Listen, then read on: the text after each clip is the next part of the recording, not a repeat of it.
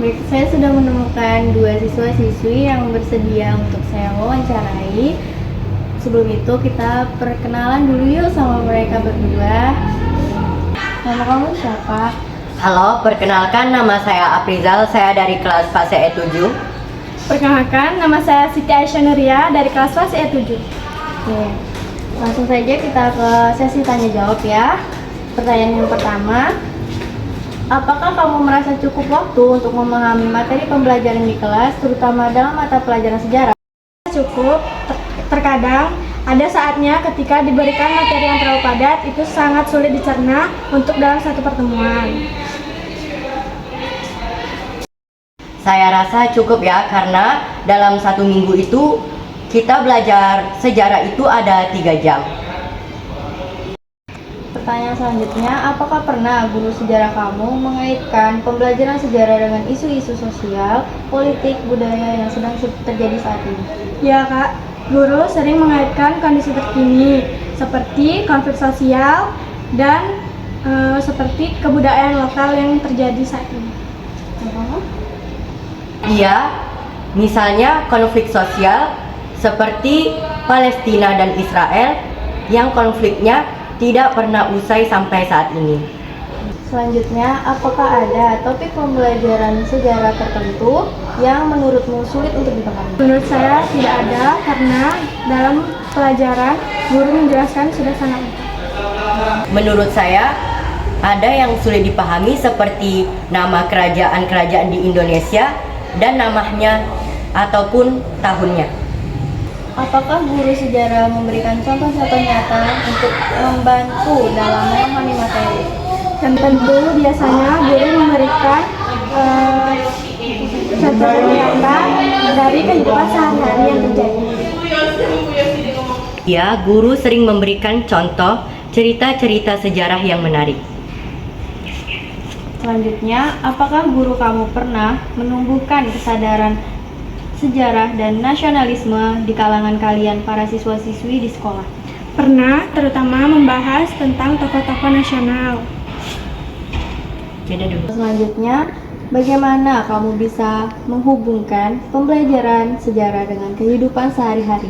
Salah satunya membahas perjuangan kemerdekaan. Selanjutnya, bagaimana caranya untuk mengaitkan rasa ingin tahu dan kamu pun aktif dalam pembelajaran sejarah? Dengan menampilkan video sejarah atau dengan misalnya presentasi per kelompok.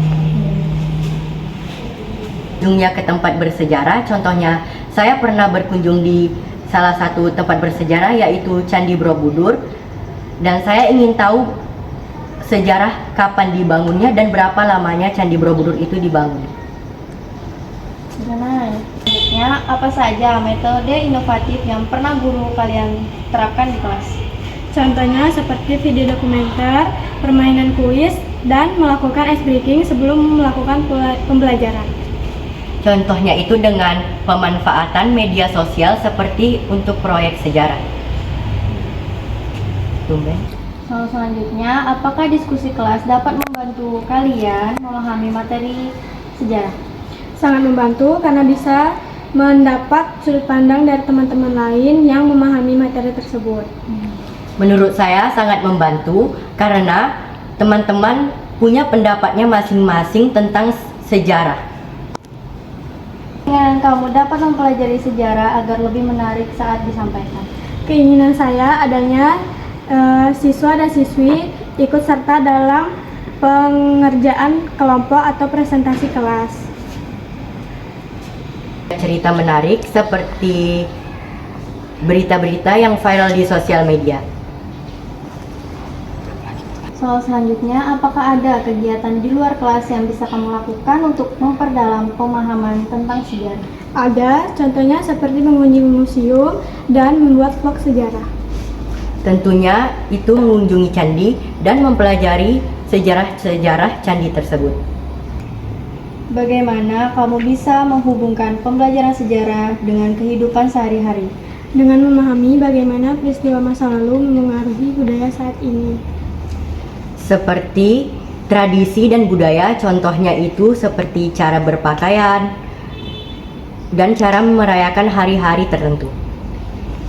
Pertanyaan selanjutnya, dengan perkembangan teknologi saat ini, bagaimana cara kamu mencari materi pembelajaran yang valid dan bagaimana kamu memilah informasi tersebut?